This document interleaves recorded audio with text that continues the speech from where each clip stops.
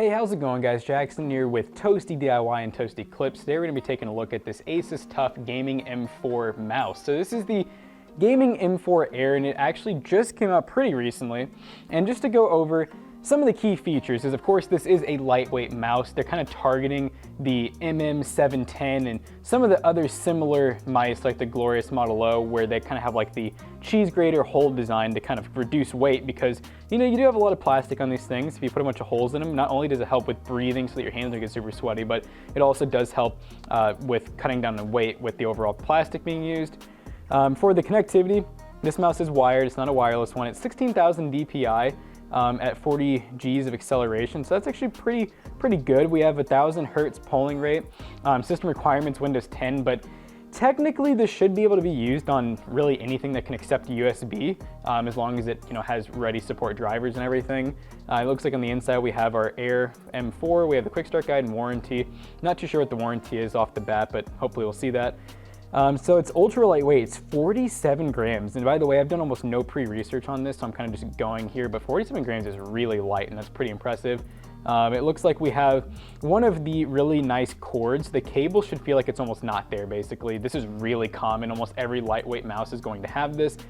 This is definitely interesting. Inhibits bacterial growth to keep the mouse surface and buttons clean and sanitary. I have never seen anyone brag about this feature before, so I'm definitely interested in it. And then it's actually IPX6 water repellent, so water resistant for accidental spills and sweaty palms. So that's definitely cool to see. I don't really see that too often. I see it with keyboards. It's gotten very popular with keyboards because it's pretty easy to spill a drink, or some people actually kind of go through the effort of kind of washing their keys and stuff, and sometimes you forget to dry them off all the way. So definitely a cool and interesting feature to see.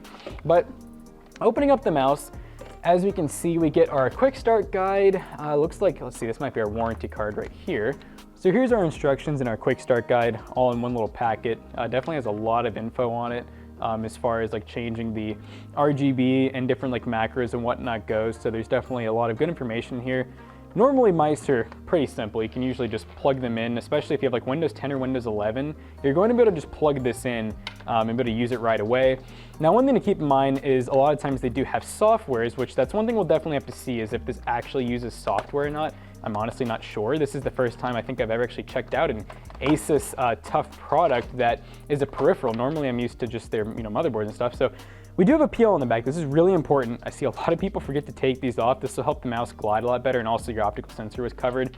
But it looks like we have a really large glide mat in the back. We have two up front, and then interestingly enough, one over the optical sensor. I haven't actually seen that before, but that definitely seems like it can help with keeping a nice even spacing. But yeah, I mean, this thing feels really good glide-wise.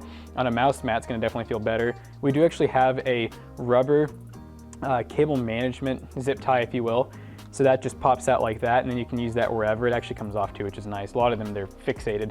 But yeah, the cable is very, very floppy. So this is something you can really only understand if you buy a lightweight mouse, because it might just look like a normal cable, but I promise you, if you've never used a lightweight mouse, feel one of these cables and you'll understand what makes them different. They do not snag nearly as easy, especially for all my gamers out there who are gonna have their cord going over the desk, which is pretty much everyone. It gets really annoying because over time, your mouse cable will start to form kinks in it, kind of like this little guy right here, where you have a certain spot that you typically play in, and that little kink will actually get caught all the time there. Eventually the cable will fray, and then oftentimes it'll break. So that's really nice to have a anti-fray cable and one that's very floppy like this, essentially. So yeah, I mean, as far as weight goes, yeah, this thing is stupid light. I mean, look at the actual circuit board. It really only takes up a quarter of this thing. So definitely lightweight. But we of course have to see, do we have any RGB or any lighting? The box itself doesn't really show anything, so I'm assuming this is really basic, like bare bones. And this thing retails for around $45, but does go on sale and whatnot. Sometimes it's a little bit more depending on where you get it from. So let's go ahead and get this thing plugged in.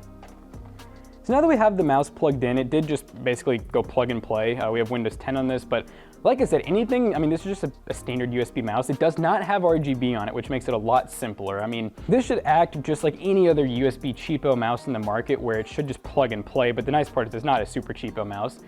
So this guy coming in at like $35 to $45 mark is definitely not a bad price. especially if you can get it on sale for even cheaper. This one to me is a no-brainer over something like the Cooler Master MM710 or the 711, or like the glorious Model O.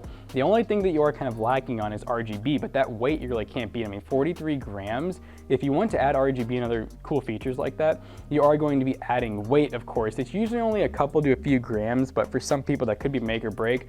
I definitely like this approach rather than like just the normal hole design. I think that this definitely looks a little bit sleeker. It almost feels like you could have this in like an office if you wanted to. And it's elegant, you know what I mean? It's clean, but it still has like a gamer aesthetic to it. It's definitely growing on me the more that I'm kind of sitting here messing with it. The only thing, like I said, for me is, you know, I'm kind of an RGB fiend. I really do like lighting, so it is a little bit of a downside with it not having lighting, but of course there is other models you could buy with lighting. Now, if you guys want to be able to get this one, we'll have affiliate links in the description down below. But one thing, you know, we're going to go over too is some of the standard features. So one is that this mouse is, for the most part, ambidextrous. There's not a certain grip way you have to hold it. So you can hold it left-handed just fine. The only thing is your macros are kind of right-handed only because you can see they're for your thumb. But if you're, you know, a pretty good user and you've gotten used to having to use like different mice, you can technically use like your ring finger or your pinky to press these macros as well. So this will act as a forwards and backwards button when you're just using like Internet Explorer and Google Chrome. But of course in games, these are just normal macros. You can program to do anything, whether it's jump, melee, grenade, whatever. This is a DPI button. So as you can see, right now we're on like a super high DPI. We'll press our button. Now we're on like the lowest DPI. Press again, we're on like a pretty average, again, pretty fast, and then we have like light speed. This is especially nice for like if you're a gamer and you're playing like, let's say you're pulling out a sniper, you want to get really accurate with it, you want to lower that sensitivity on the fly, boom, you're able to do that, and then you can just go right back to your normal sensitivity. So that's definitely nice to have. We have a really nice scroll wheel that has kind of like the, I'd call it like the hollow design where it just is barely connected with little like bike spokes almost. It definitely makes for a good feeling mouse wheel, and on top of that, you have these really nice rubber grip on the scroll wheel, and it has a very nice click to it, kind of almost the same click as the actual right and left mouse button as well. So that's definitely nice, kind of having like the same switches rather than cheaping out. So yeah, I mean, overall, I definitely really like it. Like I said, check out the other options too, like the MM710, MM711, the Model O, the Model D.